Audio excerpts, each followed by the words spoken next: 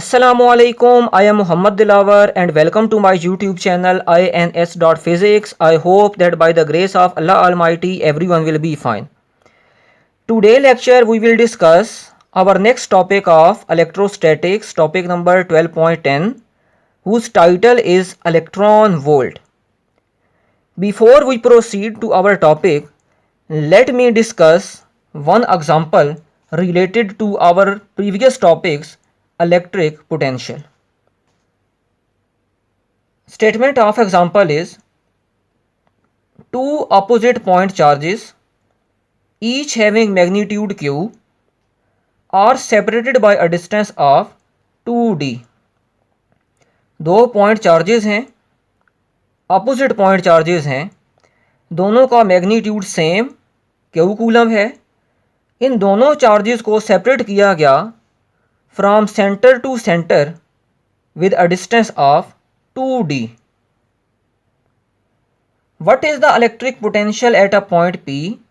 Point P के ऊपर electric potential की वैल्यू क्या होगी और पॉइंट P कहाँ पर है? मिड वे बिटवीन देम, इन दोनों पॉइंट चार्जेस के बिल्कुल जो मिड वाला पॉइंट है दैट इज़ पॉइंट P. सो आइए आप देखते हैं कि इस एग्जांपल को हम किस तरह से सॉल्व करेंगे। सबसे पहले हम पॉइंट P के ऊपर इलेक्ट्रिक पोटेंशियल की वैल्यू को कैलकुलेट करेंगे due to point charge plus Q. Then हम इसी पॉइंट P के ऊपर इलेक्ट्रिक पोटेंशियल की वैल्यू को कैलकुलेट करेंगे due to point charge minus Q, और एट द एंड उन दोनों इलेक्ट्रिक पोटेंशियल की वैल्यूज़ को ऐड कर देंगे तो इन दोनों पॉइंट चार्जेस की वजह से इस पॉइंट P के ऊपर इलेक्ट्रिक पोटेंशियल की वैल्यू आ जाएगी। And we know that the electric potential at a point due to point charge is given by kq upon r. So distance from the center of plus q charge to the point P is d. Similarly, distance from the center of charge minus q to this point P is also d. Now the potential at point P due to charge plus q is given by k q upon r, और यहाँ पर जो r है वो किसकी equal है? d की equal है। क्यों? क्योंकि पॉइंट P के ऊपर इलेक्ट्रिक पोटेंशियल की वैल्यू निकाल रहे हैं तो पॉइंट P से इस पॉइंट चार्ज प्लस q तक का डिस्टेंस हम यहाँ पर शो करवाएंगे। Similarly potential at point P due to charge minus q that is k minus q upon d. Now total potential at point P is equal to potential at point P due to charge plus Q plus potential at point P due to charge minus Q. दोनों को add किया, answer zero आया। It means point P के ऊपर इन दोनों charges की वजह से जो पोटेंशियल आएगा that is zero potential. Now we discuss what is electron volt. सबसे मेन पॉइंट जो मैं यहाँ पर बताना चाहूँगा, जो कि एक बहुत इंपॉर्टेंट MCQs भी है, वो ये अक्सर MCQs में पूछते हैं कि इलेक्ट्रॉन वोल्ट किसका यूनिट है। तो ये बात याद रखिएगा, electron volt is the unit of energy. किस तरह से? अभी हम इसको देखेंगे। Specially used for atomic particles. जो स्मॉल पार्टिकल्स हैं उनकी एनर्जी को यूजुअली हम इलेक्ट्रॉन वोल्ट से शो करवाते हैं। इलेक्ट्रॉन वोल्ट को डिस्कस करने के लिए मैं यहाँ पर कंसिडर करता हूँ कि मेरे पास दो अपोजिटली चार्ज पैरेलल प्लेट्स हैं। Plate B is at high potential because it has positive charge, plate A is at low potential because it has negative charge. Electric field lines will start from high potential and will terminate at low potential, and in between these two plates the electric field is a uniform electric field which is equal to minus del V upon del R, where del V is the potential difference between these two plates and del R is the minimum distance between these two plates. अगर मैं इस uniform electric field के अंदर एक charge Q को place करता हूँ और उस चार्ज को मैं मूव करवाता हूँ from point A to point B, यानी कि from low potential to high potential, then I have to do some amount of work and we know कि जितना हमें वर्क परफॉर्म करना पड़ेगा उतने ही जूल की इलेक्ट्रिक पोटेंशियल एनर्जी इस चार्ज के अंदर स्टोर हो जाएगी। So by work energy principle gain in electric potential energy of charge is, किस तरह से निकालेंगे? देखिए पोटेंशियल डिफरेंस किसकी इक्वल होता है? Work done per unit charge के। और हमें पता है कि वर्क एनर्जी प्रिंसिपल हमें कहता है कि जितना वर्क आप पॉइंट ए से पॉइंट बी तक इस चार्ज को मूव करवाने के लिए करेंगे वो इक्वल होगा potential energy gained by this charge. So W is equal to change in electric potential energy. Therefore यहाँ से W की जगह पर change in potential energy put करें तो Q is equal to del U is equal to Q into del V, and del V is the potential difference, which is potential at plate B minus potential at plate A, VB minus VA। Okay, अब अगर charge हमारा point B की तरफ पहुंच चुका है, कैसे पहुंचाया हमने? वर्क करके पहुंचाया। अब अगर मैं इस चार्ज को यहाँ से रिलीज करूँगा तो charge automatically under the action of electric force which is equal to EQ move करेगा from high potential to low potential with some amount of kinetic energy. और वो काइनेटिक एनर्जी कहाँ से आएगी?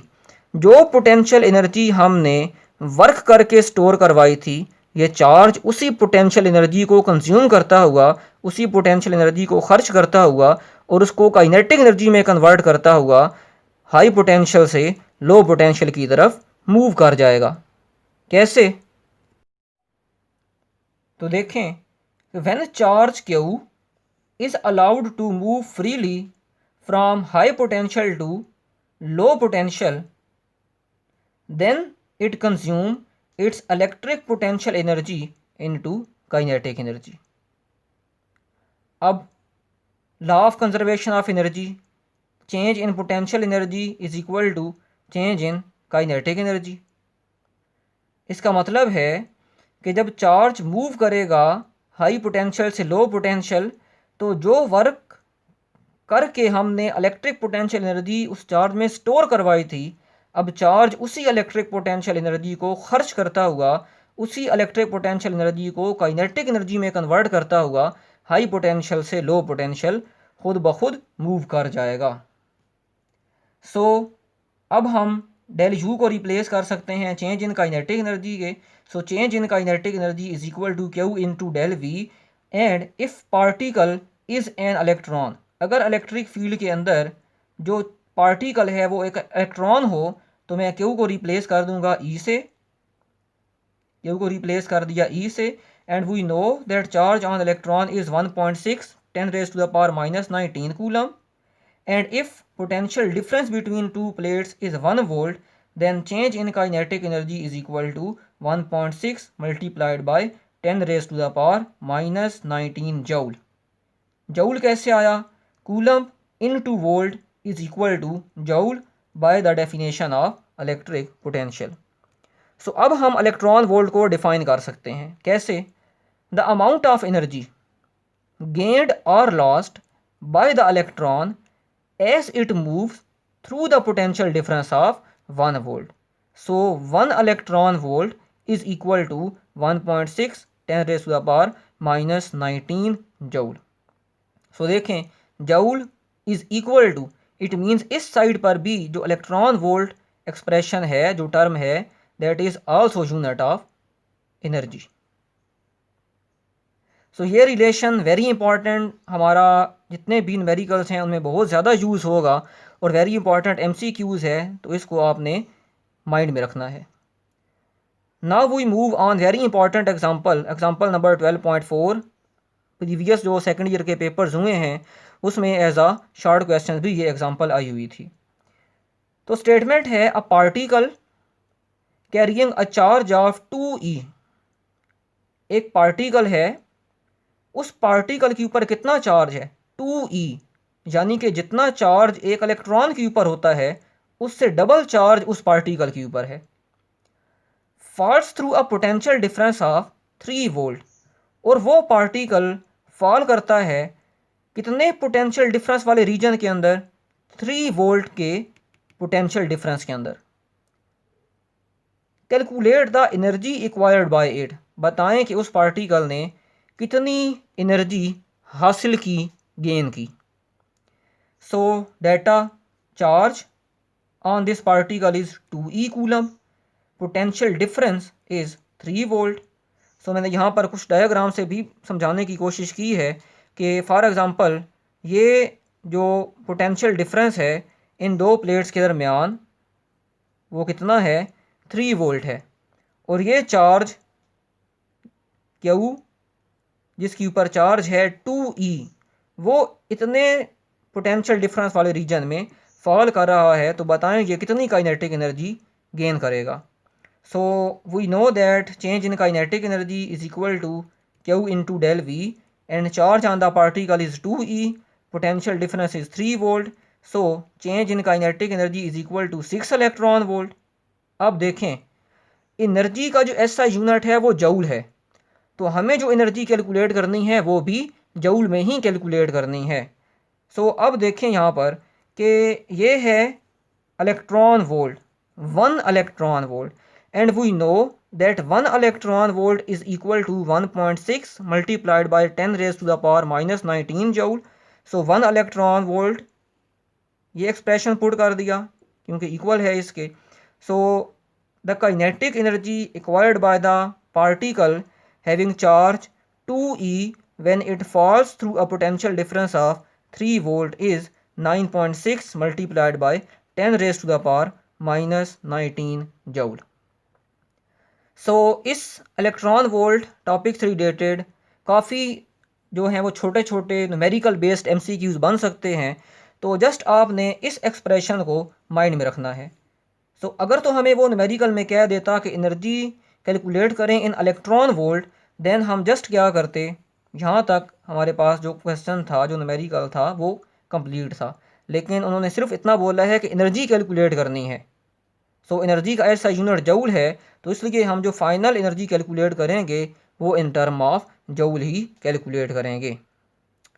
सो अगर आपको हमारा आज का लेक्चर पसंद आया हो तो हमारे चैनल को सब्सक्राइब करें, लाइक, कमेंट और शेयर करें। तो मिलते हैं एक नेक्स्ट इंटरेस्टिंग लेक्चर के साथ, तब तक के लिए अल्लाह हाफिज़।